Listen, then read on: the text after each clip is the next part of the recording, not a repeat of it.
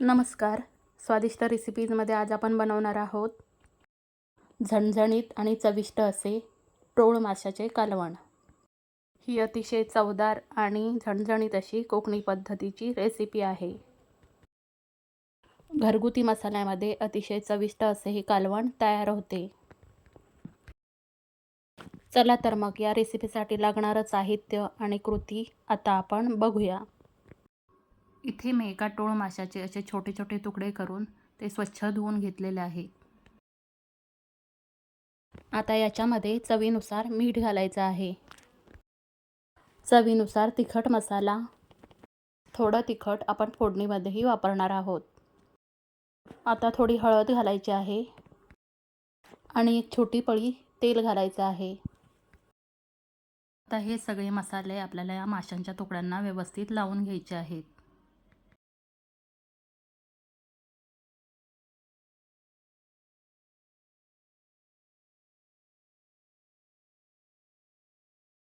आता हे मीठ मसाला लावलेले माशांचे तुकडे आपल्याला थोड्या वेळासाठी बाजूला ठेवून द्यायचे आहेत. तोवर आपण कालवणासाठी लागणारा इतर साहित्य बघूया. इथे मी अर्धा टोमॅटो उभा चिरून घेतलेला आहे. असे कैरीचे छोटे छोटे तुकडे करून घेतलेले आहेत.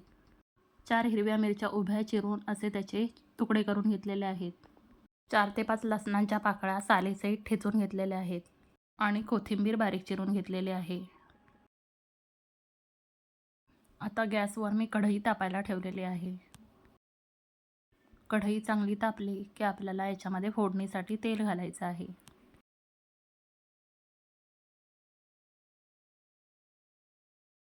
आता हे तेल आपल्याला व्यवस्थित गरम होऊ द्यायचं आहे. आता तेल व्यवस्थित गरम झालेलं आहे. आता याच्यामध्ये ठेचून घेतलेला लसूण घालायचा आहे आणि तो या तेलामध्ये खमंग परतून घ्यायचा आहे.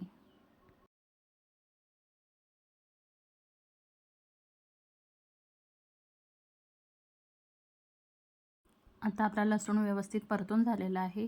आता याच्यामध्ये बारीक चिरलेली थोडी कोथिंबीर घालायची आहे. त्याचबरोबर 3 ते 4 मोठे चमचे कांदा खोबऱ्याचं वाटण घालायचं आहे.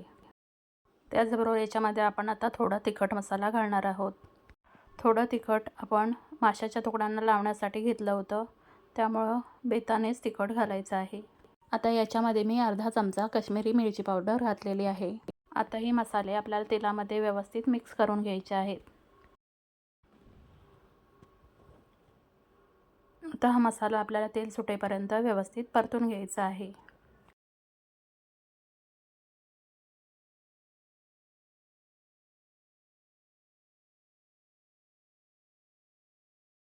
आता या मसाल्यामध्ये मॅरिनेट करायला ठेवलेले माशांचे तुकडे घालायचे आहेत.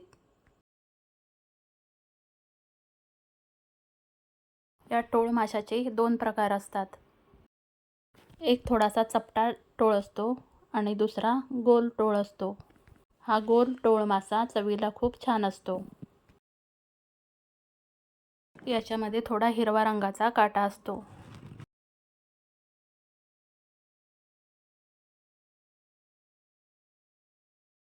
अशा पद्धतीने हे माशाचे तुकडे आपल्याला या मसाल्यामध्ये मिक्स करून घ्यायचे आहेत.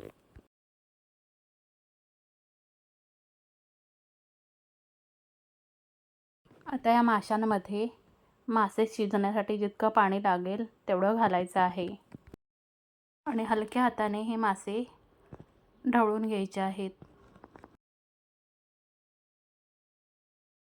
आता या माशांना उकळी येऊ द्यायची आहे. आता या माशाच्या कालवणाला उकळी आलेली आहे. आता याच्यामध्ये आपण जे कैरीचे तुकडे घेतले होते ते घालायचे आहेत.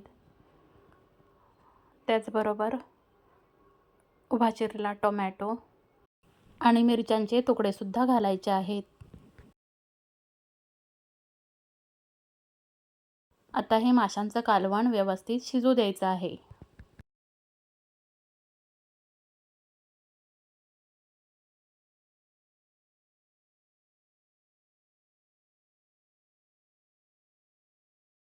आता 4 ते 5 मिनिटं झालेले आहेत आणि आपलं माशांचं कालवण बऱ्यापैकी शिजलेलं आहे. आता याच्यामध्ये मी थोडीशी बारीक चिरलेली कोथिंबीर घालणार आहे.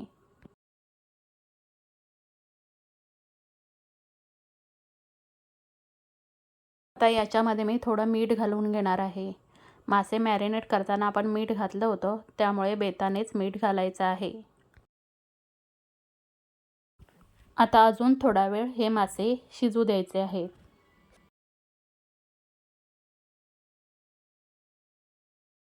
आता मी या कढईवरती झाकण ठेवणार आहे आणि अजून थोडा वेळ हे मासे झाकण ठेवून मध्यम गॅसवरती शिजवून घेणार आहे.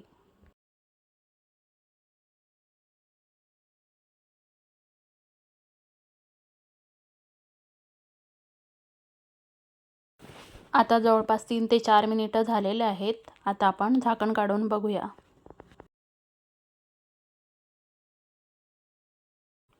आता आपले मासे व्यवस्थित शिजलेले आहेत. आपण आता जरा ते हलक्या हाताने हलवून घेऊ. अशा प्रकारे आपले झणझणीत आणि चवदार असे हे टोळ माशाचे कालवण तयार झालेले आहे. हा टोळ मासा खूप चवदार असतो. हे कालवण तुम्ही भाकरी, चपाती किंवा भातासोबतही खाऊ शकता.